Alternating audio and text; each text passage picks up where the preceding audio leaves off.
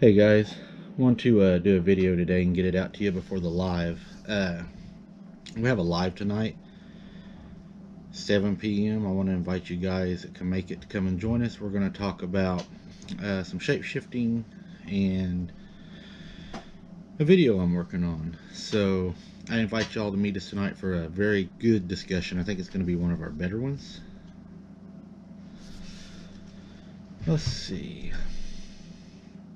I want to share a story with you guys out of Oklahoma.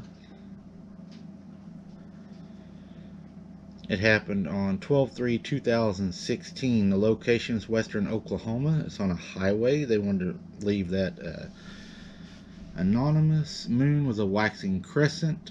Suspect is a skinwalker in this one, and the name is anonymous. He wanted to remain anonymous. He says, I was driving south along a highway in western Oklahoma on September 28th. This is 2016 at about 10 o'clock p.m. I was coming around a curve, dropping off into a creek bottom, when my light centered on a bipedal creature standing not 7 or 8 feet off the highway. As I was coming down the curve of the road, I started slowing down in case it ran out in front of me. But it didn't move. It just stared at me. You know, a lot of them, they don't run. Seems like they're not scared, and they just stand there. And that's when you see something that doesn't run and it's just standing there looking at you. Yeah. He says, I then could see what I was looking at.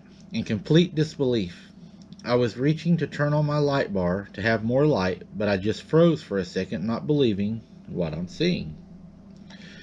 I could even turn on my light bar. He says, I couldn't even turn on my light bar because of disbelief. I drive a 2015 Chevrolet 3500 dually, 4-wheel drive, and it's a fairly tall truck. 2 LED light bars on the truck, which are very, very bright. And if you all have met people with those LED bars, you do know they are very, very bright. He says the closer I got to it, there was no doubt it had a coyote head and body, but it had human shoulders and arms. And it was standing on 2 legs, bipedal. The arms were very long, and I could not see the hands because of the grass came up to the mid-thigh of the creature. This guy gives a very good description. I thought you all would really enjoy this. He says, as I slowly got closer to it, the more I could see that this was not someone dressed in a costume. A person would not fit in it.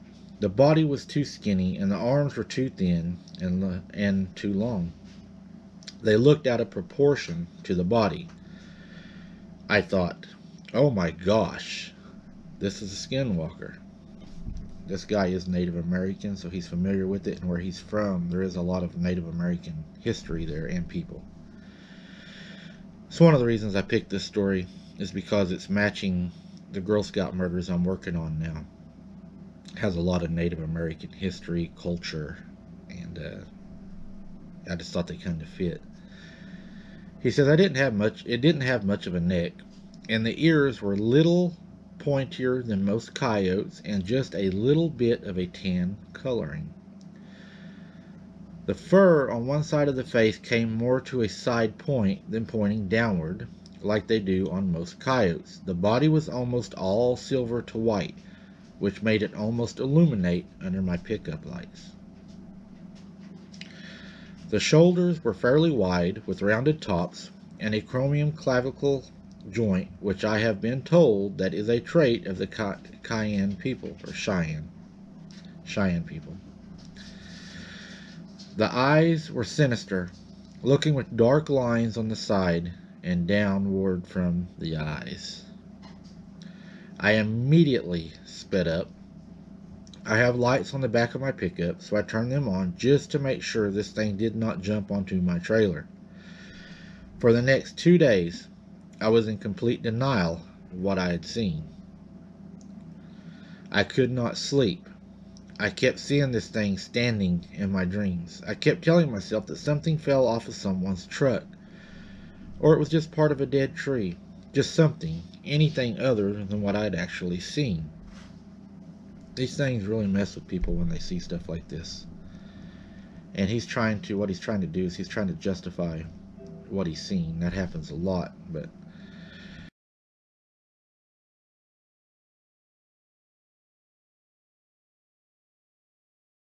he said I allowed the creature were about, or yeah, he said the creature eyes were about 3 inches higher than mine, so that makes it approximately 8 foot tall, give or take the 6 inches allowing for the slope of the road where it was standing.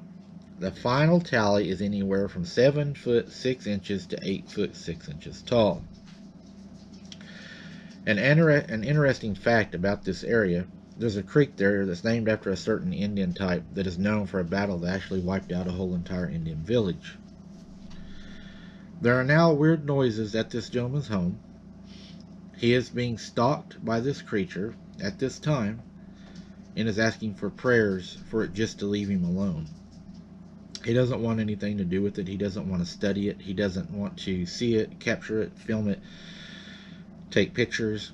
He says he just doesn't want anything to do with it. He just is praying that it goes away. He said he believes he came across it on accident, and whatever this thing is seen him. It knows who he is. He believes that he don't know who it is, but he believes it knows who he is, because he said it just won't leave him alone after that night.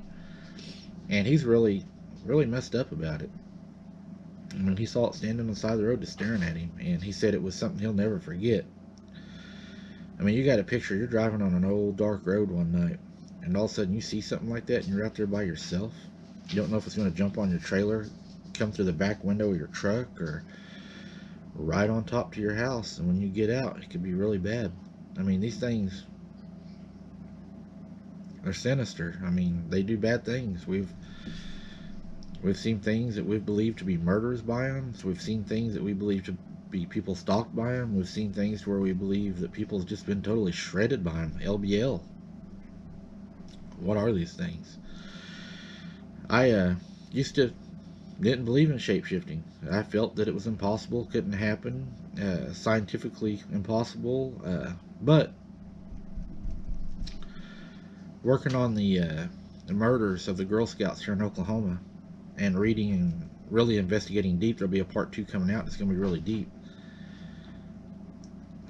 It almost makes me wonder, maybe, just maybe, these shapeshifters are completing these ceremonies, and in these ceremonies, I'll talk more about it tonight, they do some really bad things, and they're pretty much selling their soul to the devil. And I think that once you do that, that maybe he empowers you with this, what he would call a gift. I would call it a plague, or I don't know, it's just something terrible. I wouldn't want it. And they're able to do these things. The one thing I have found out through all Indian beliefs and through all the nations, that they do believe they can die. They're not unkillable, and they can die in whatever form they're in. It's just they're given the ability to be able to change, possibly astral project. I'm not saying I believe in this, but I'm saying the more and more I study it, and the more I read the OSBI reports that was at the Girl Scouts, and seeing the things that they saw, it sure brings up good conversation. And I hope we have a good conversation about that tonight. Any of y'all have any information about that, I sure hope you can join us tonight. Your knowledge will be well needed tonight. I think this is going to be a very deep discussion. I think we can all take and learn something from this. I want to have notes tonight. I really want to make this a learning one tonight. And I look forward to seeing you all there. God bless you guys. At 7 o'clock p.m. Oklahoma time tonight for you all that's on different time zones. I always tease people and say Oklahoma time. But yeah, I wanted to share this with you. I thought it'd be a good prelude to tonight's live. And again, I look forward to seeing you all. And keep your head on a swivel. If you can't make it tonight, catch the recap, watch it, and comment, and I'll get back to you on that also. Take care and keep your head on a swivel.